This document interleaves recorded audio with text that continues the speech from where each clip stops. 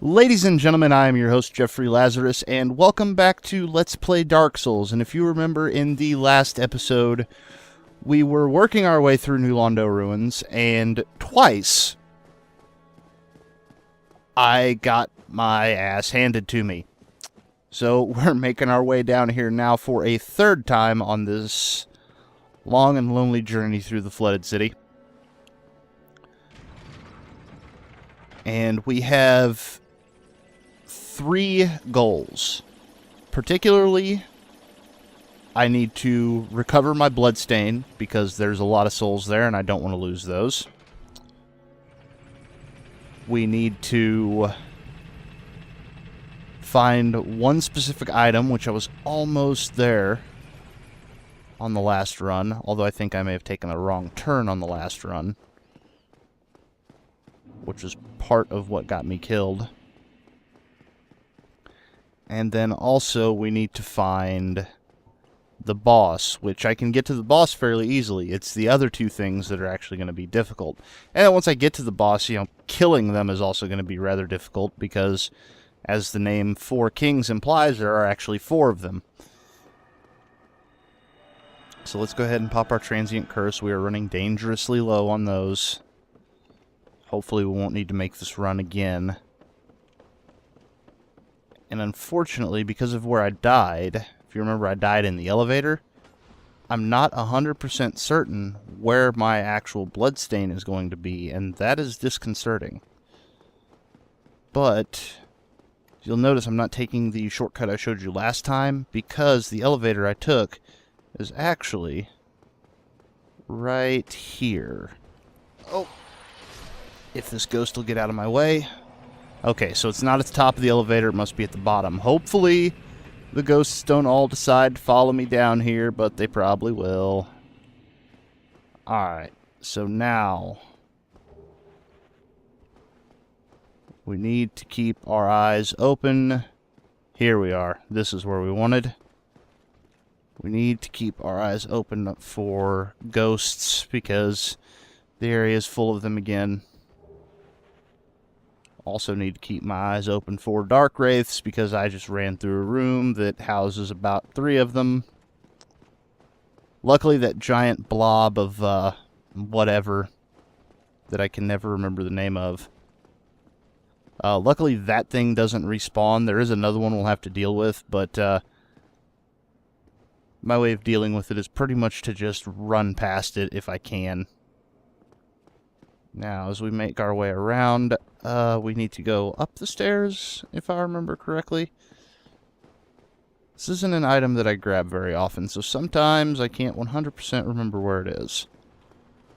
Ah, yep, here we go. Once again, looking at the chain on the right, we could tell this wasn't a mimic. We opened this, and very large ember. So if you remember the large ember, let us take our +5 weapons and upgrade them to +6 and all the way up to 10. Now this will allow us to take our weapon from +10 all the way up to +15, which is what I want. Now we're just going to make our way back to where we actually came down here. Also, I hear sword strikes and things. I have a feeling they're down under me.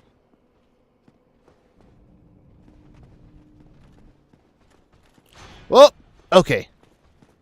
Found Dark Wraith number 1. He doesn't look happy. They rarely do. Hey!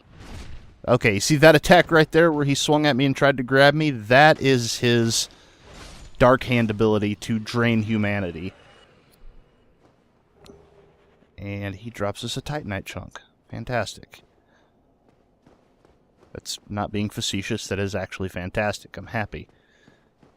Now, we just need to make our way back out of here.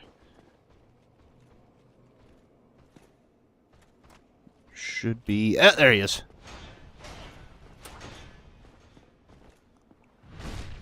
Get out of here.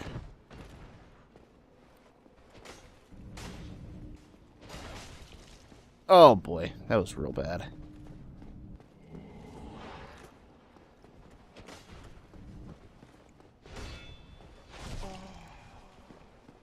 Oh, God, if I get killed by a Dark Wraith down here again, I'm going to be so fucking angry. Alright. Let's make us a nice enticing target. Let's go ahead and pop another humanity to get our heal on, because I'm going to want the Estus flasks for the actual boss fight.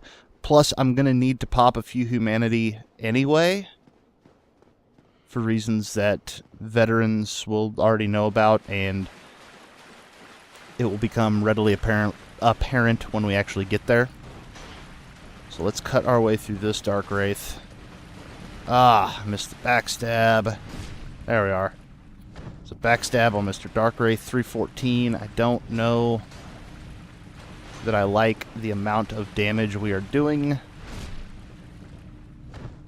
Seems pretty effective, I just don't know if it'll be enough to take down the boss.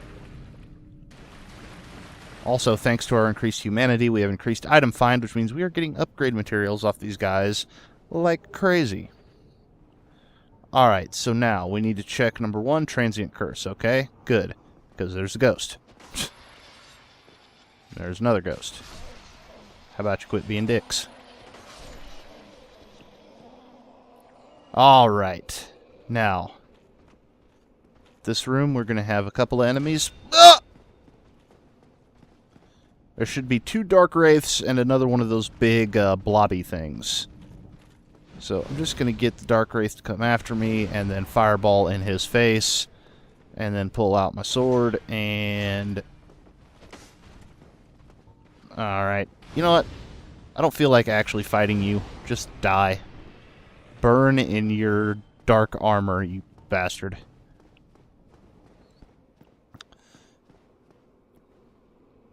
Yeah, there you can see the floating skull. That's a telltale sign that that thing's in here. Whoop! One for you too, fucker! Oh, that was a waste. Meant to swap to the other fireball before I burned him down. Well, that's alright. Still got 7 of my normal fireballs. Will that afford us the ability to actually kill this thing? Which, for some reason, I just cannot bloody remember what the thing is supposed to be called.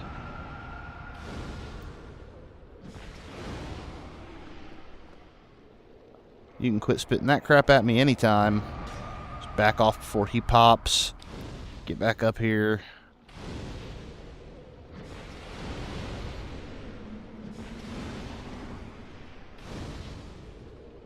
I was waiting for that spit attack again, and he didn't do it. Now, luckily, that guy won't respawn. Also, luckily, I don't actually need the fireballs for the upcoming fight. As you see, you can actually block that explosion. So that should be all the enemies in this room, aside from maybe one ghost. So now we can pop open this chest, get another Titanite chunk. We're at 35,000 souls. So now, we kind of have the risk-reward of, do we go ahead and go down and fight the boss, which I'm going to do, or do we take our 35,000 souls and make a run for it? Go heal up and spend our souls and then come back and deal with the boss. I'm going to go straight at him. And I'm going to use a tactic that I've seen a lot of people use to actually down the 4 kings, and it seems to work really well, so I'm going to do it too. It worked for me last time I fought them. Worked for me the last few times I've fought them, actually. So we're just going to make our way down this spiral staircase. But at some point on the way down, this staircase is going to end. So before we get there, we are going to do a few things. Number 1, we need to remove those from our inventory. And I want to add, I just saw it a minute ago, where is it? Ah, Green Blossom. Now, next up, we need to take off our wolf ring, unfortunately, and swap over to the Covenant of Artorias so that we may traverse the Abyss. Finally, we're going to switch our crest shield out for the grass crest shield. And then we are going to swap our armor. This is one of the few times when I actually recommend going heavy armored over anything else. I'm going to switch into full Havel's armor, which we got from Anor Londo. And that should pretty much set us up for this fight. Also makes us look like a big, tanky, slow bastard. I'm also going to be two-handing my weapon. And do I have any pine resin of any sort? Probably not. Although I might. I do still have gold pine resin. Okay, that's fantastic. So once we reach the bottom of this staircase,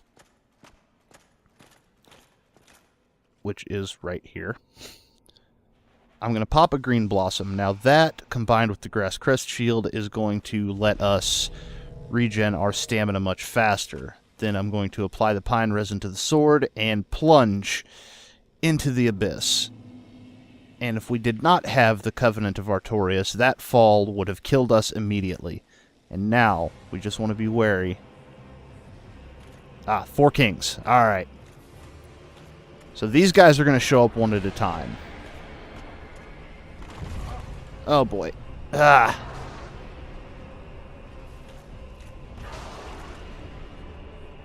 So we just want to get up close. We're going to go ahead and heal. And now that we're up so close, what happens is this fight becomes a DPS race. Because these guys will spawn in one at a time. What we need to do is kill this one before the next one spawns. And continue to do so. Okay, so let's go ahead and heal up.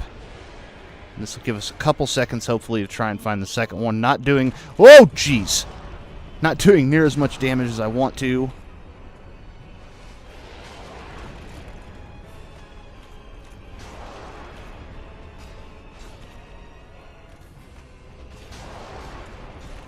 And you'll also notice... Oh, God, I need to heal really badly. Heal! No! Bloody hell. Remember that 35,000 soul gamble we just made? Snake Eyes. Yeah. Yeah.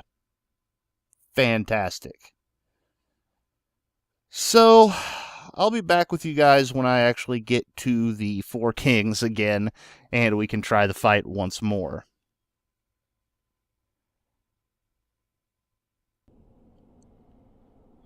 And we are back, and we are about to go challenge the 4 kings for the second time, and hopefully this will go better than the first. Because I did forget something kind of important, and that was their magic attacks. So now, hopefully, if all goes well, I'll be able to swap over to the crest shield and be able to block their magic attacks if they decide they want to throw one. Yeah, there we are.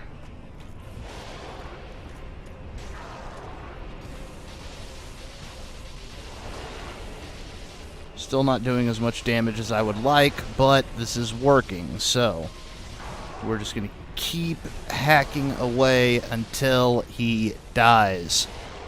Because, as I said, this is a DPS race, and we need to make sure that we win the race. So, just in case he tries to throw magic again.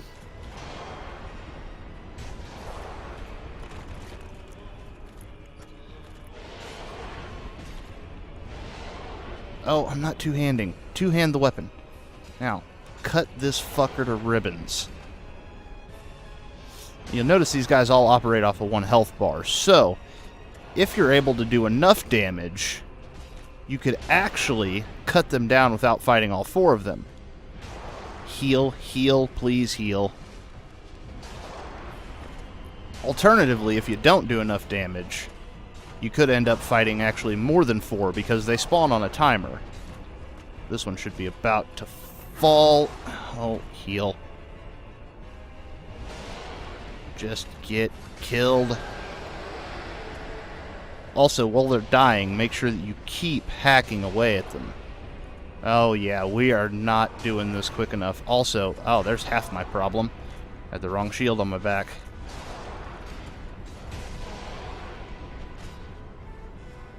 Heal, heal, heal. Please heal. Alright, we're going to have to start burning humanities to heal up here in just a minute, which is actually okay. Because, like I said, we're going to have to burn through a bunch of our humanity here momentarily anyway. Just need to get some stamina back. Just circle around this guy. He's almost gone.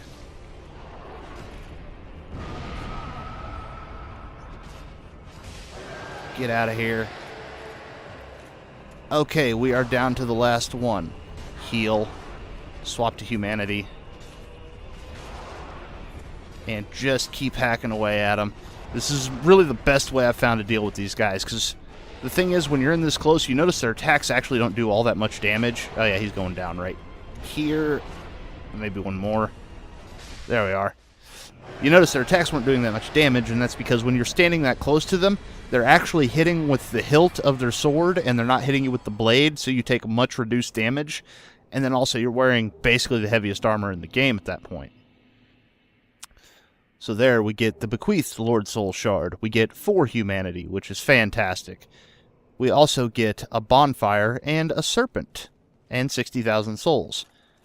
And that serpent is not the gentleman that you think it is. That is not Kingseeker Frampt. That is... well, I'll let him introduce himself. You also may be wondering why I'm burning through so many humanities on the way to the bonfire. Veteran players will know what I'm about to do. And all of you new players will find out very, very shortly. I don't want to give it away. There we are. That puts us at 10 humanity in our counter, which is what I want. Stop here, light the bonfire, take a rest. Now, time to swap back out some of our equipment. You know what? Crest Shield is actually fine. Let's get our Thief Mask back on. Where's my dingy robe? And then... was it black leather I was wearing, I believe? Yes? Question mark? There we go. Okay. And now... let's actually talk to this new serpent friend of ours, and I'll let him introduce himself. Greetings, undead warrior. I am the primordial serpent, Darkstalker Kaf. I can guide thee and illuminate the truth. The truth I shall share without sentiment. After the advent of fire, the ancient lords found the 3 souls, but your progenitor found a 4th, unique soul, the Dark Soul. Your ancestor claimed the Dark Soul and waited for fire to subside, and soon the flames did fade, and only dark remained. Thus began the Age of Men, the Age of Dark. However, Lord Gwyn trembled at the dark, clinging to his Age of Fire and in dire fear of humans, and the Dark Lord who would one day be born amongst them. Lord Gwyn resisted the course of nature by sacrificing himself to link the fire and commanding his children to shepherd the humans. Gwyn has blurred your past to prevent the birth of the Dark Lord. I am the primordial serpent.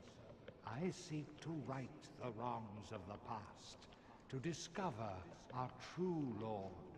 But the other serpent, Frampt, lost his sense and befriended Lord Gwyn. Undead warrior, we stand at a crossroads. Only I know the truth about your fate. You must destroy the fading Lord Gwyn, who has coddled fire and resisted nature, and become the 4th Lord, so that you may usher in an age of dark.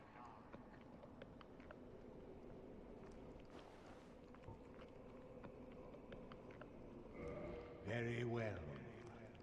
I shall now guide you to Gwyn's prison.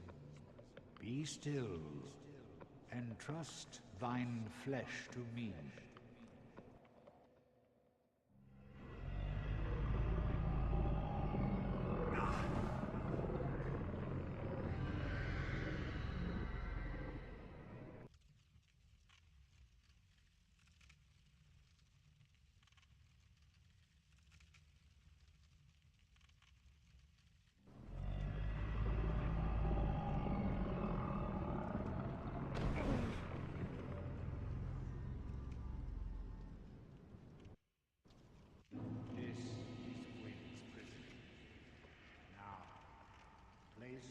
sword vessel upon the altar.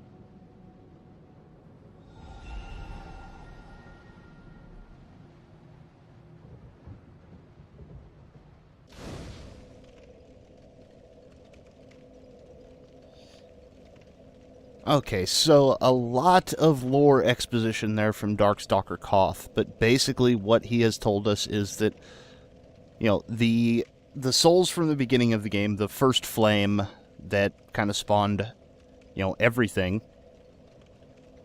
it was dwindling, and Lord Gwyn, the Lord of Sunlight, went in and basically sacrificed himself, in a sense, to kindle that fire, which linked the bonfires, so on and so forth. And Frampt, if you remember, wanted us to succeed Lord Gwyn. Koth wants us to destroy what's left of Lord Gwyn and not succeed him, usher in a new age, an age of dark, an age of man, and be the Dark Lord. And one thing that I've heard some confusion with people is people think that if you talk to one serpent and don't talk to the other, then you can only get one ending or the other. That's not true.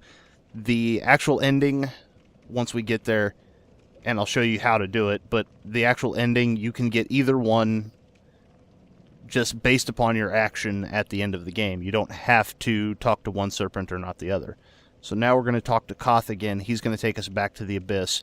Also, you've noticed we've placed the Lord Vessel, and the Lord Vessel can also be used as a bonfire. You can see rest at the Lord Vessel, which I'm not going to worry about doing because we don't need to do so right now. So let's talk to Koth again and see what else he has to, what other knowledge he has to impart upon us. Very well. Once the vessel is filled with souls, the gate to Gwyn shall open. Seek Gravelord Nito, the Witch of Izalith, and the traitor, Seath the Scaleless. Fill this vessel with their souls. Then the gate will open, so that you may kill Gwyn. Are you ready? Then let us return to the Abyss. Entrust thine flesh to me.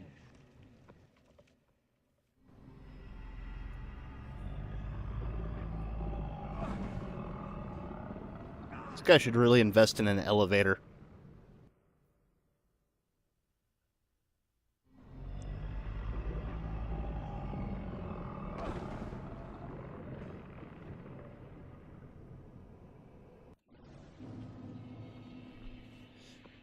Now, before we leave, we do have one other thing to do.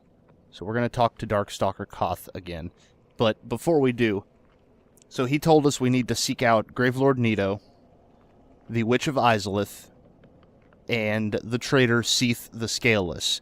If you remember from the opening cinematic, those three, along with Lord Gwyn, are the ones who took down the Everlasting Dragons and basically built the world as it is now. So, taking them down, not going to be the easiest of tasks, but it is what we have to do, and those are going to be our next few steps in our adventure.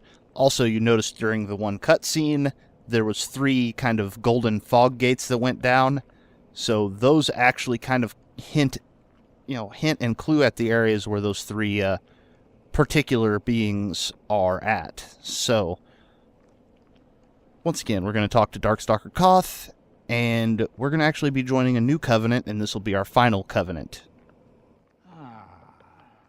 If you wish, I shall grant the art of life drain, the legendary power of the Dark Lord.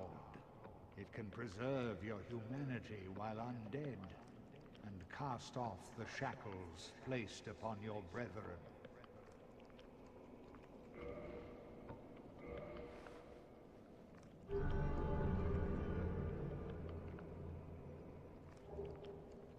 As you can see, he actually gives us English. He actually gives us a dark hand for joining the Covenant. So now, we can ask for Covenant item, which will allow us to buy cracked red-eye orbs to invade other worlds. And that's fine and all, but we can also offer humanity. And we're going to offer him 10 humanity, which is why I was breaking down that humanity into my counter, because we have to offer these one at a time, unfortunately. Now, I think the reason that they are offered one at a time is because this is supposed to be kind of a secret thing. You know, you don't really know what you're supposed to offer to each covenant necessarily. And by offering humanity, we can deepen our connection with the covenant. Once we have offered 10, he will give us an item. He'll also give us another item at 30, but I'm not going to worry about that because the chances of me actually coming up with 30 humanity before I finish the game are slim to none, being as I'm not going to be doing the DLC on this playthrough. However, I will probably be doing it on the next playthrough we do here on the channel. I do have a second playthrough planned out already that I want to do. It's going to be a little bit of a challenge run.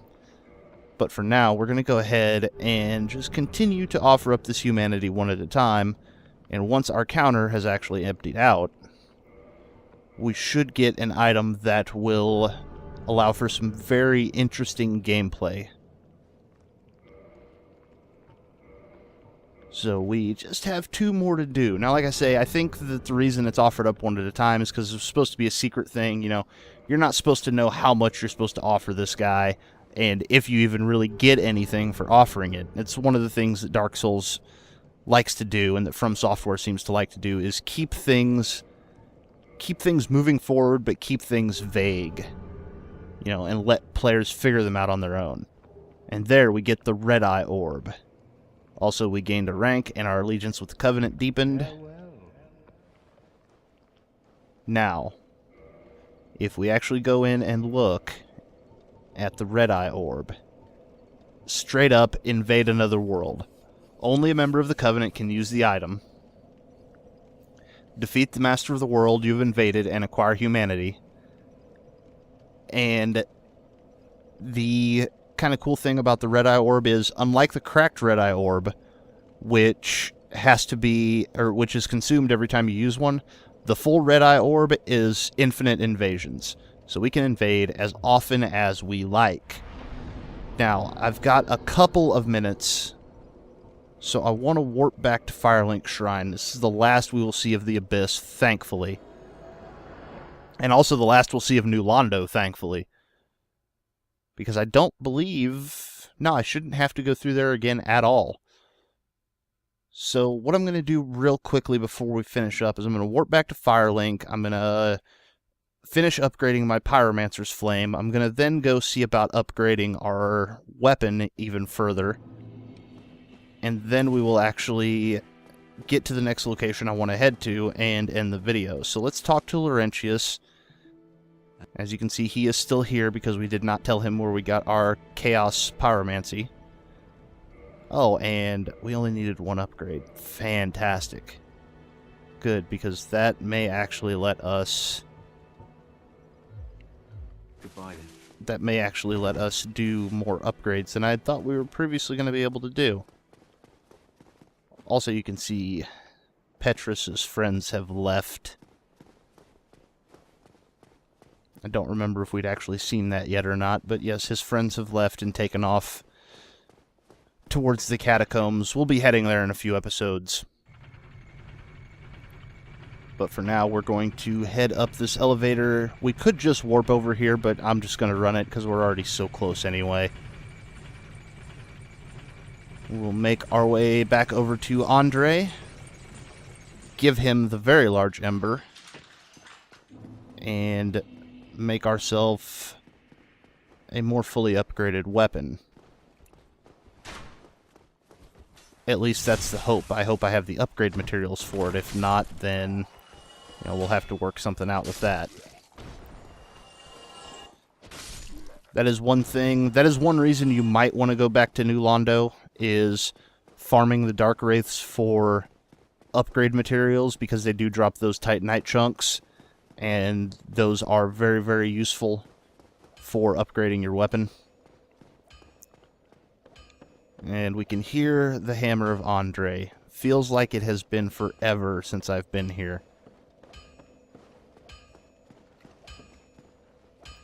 So let's head down and talk to Andre. Well, I'll be. That's a brilliant ember you've got there. For all my years in the trade, that might be the finest. How's about you leave that ember with me? I'm just an old smith. I'd give my left arm for a gem like that. Well, thank you mightily for that. Now, just leave the rest to me. Andre of Astora gets the job done, you shall see. So now we should be able to modify our Uchigatana to +11, which is fantastic. From here, let's check out reinforcement and see how much higher we can actually go with it. Because I'm not entirely sure. Oh, we're going to be... Do we have enough? No, we don't have... Yes, we do have enough. Haha! There you can see the Titanite slab we got off the Stray Demon forever ago has finally paid off, because now we have a maximum upgraded Uchigatana. Don't get yourself. And we've still got 70,000 souls to spend. So, now that we've done that bit of upgrading, I'm going to go ahead and warp down to the Daughter of Chaos. You may be wondering why I'm going to the Daughter of Chaos. Well, once again, there's 3 entities we can go after. We can go after Gravelord Nito, we can go after Seath the Scaleless, or we can go after the Witch of Izalith. Me personally, at this point, I prefer to go after the Witch of Izalith. Number one, because her actual boss fight is one of the most god-awful, annoying, terribly conceived things in this game. However, I like to go ahead and get it out of the way because, number one, the area leading up to her is basically a boss rush. And you can gain a lot of souls very quickly that way. Number two, and really the more important thing, is that if I go ahead and get her annoying-ass boss fight out of the way now, then I don't have to worry about it anymore. It is literally the worst boss fight in the game. And, you'll see why when I get there. It'll probably be... I don't know, we might get there in one episode, but it will probably take 2 with the luck I've been having. Also, you may be wondering why I'm going back out into the swamp when I clearly hate the swamp, but... Oh, I only have 1 purple moss clump. Fantastic. But there is a character that I showed you momentarily while we were down here the first time, where she normally is. I'm going to go see if she's there now that we have a fully upgraded Pyromancer's Flame. Because if she is, then that can be incredibly helpful throughout the rest of the game and on into New Game Plus and whatnot, especially considering we are playing, a Pyromancer, and we're actually going fairly heavy with Pyromancy. Oh, it looks like she might actually be there. Also, totally forgot the Rusted Iron Ring. That's okay. So we're going to get poisoned, that's fine. And we're going to get boulders thrown at us, that's not so fine.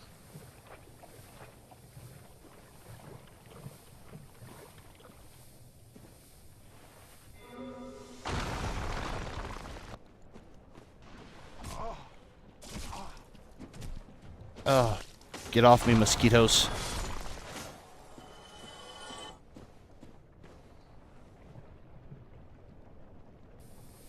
Oh, great, I'm poisoned again. Bloody hell.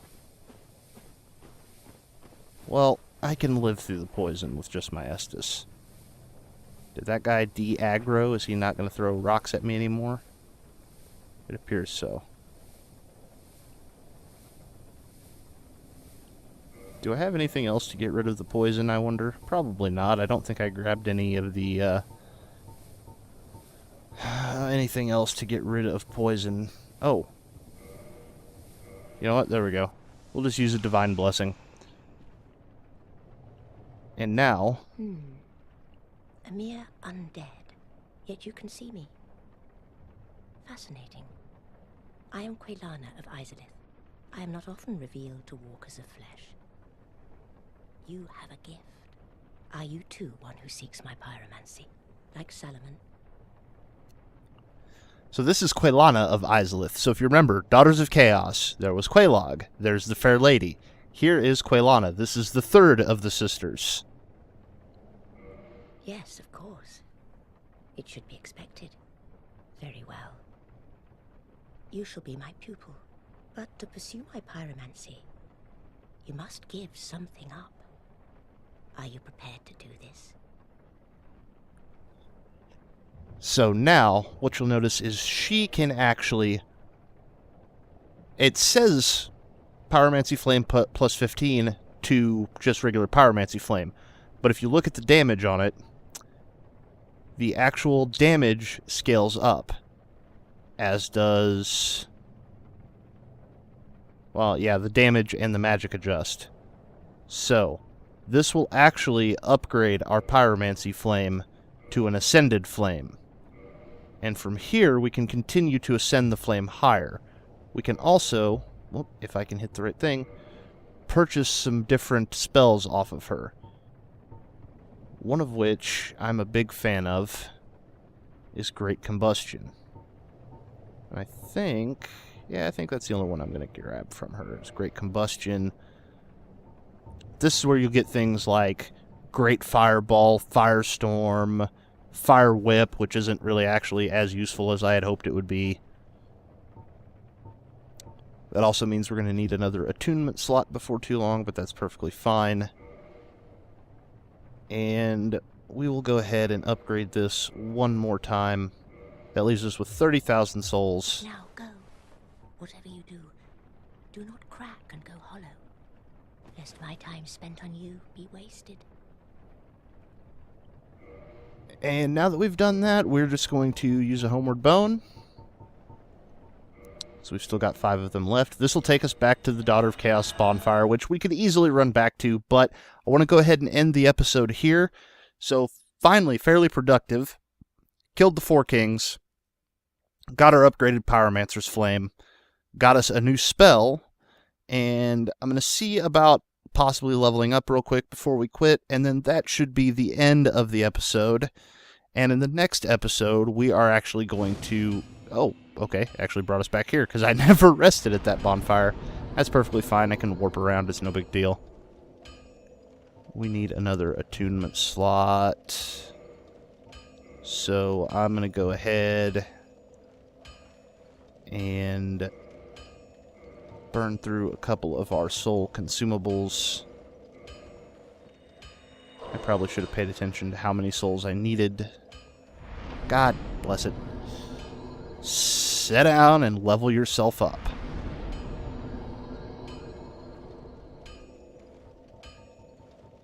And yes, I'm going to level up my attunement. I want to get a 4th slot, which I think I just need one more point for, which I need about 6,000 souls. So we will pop a couple more of these. That one's 3,000, so let's do another one of those. And that will hopefully be enough. Yep. And there we are. So now we're going to go ahead and attune Great Combustion. And that will end the episode. And in the next one, we are going to make our way towards the Witch of Izalith and hopefully within the next couple episodes, get our hands on the second of the Lord Souls, as well as taking care of the most annoying boss fight in the game. But for now, I have rambled far too long in this episode, and we have done far more than I expected to do. So, with that, I have been your host, Jeffrey Lazarus, and thank you for watching.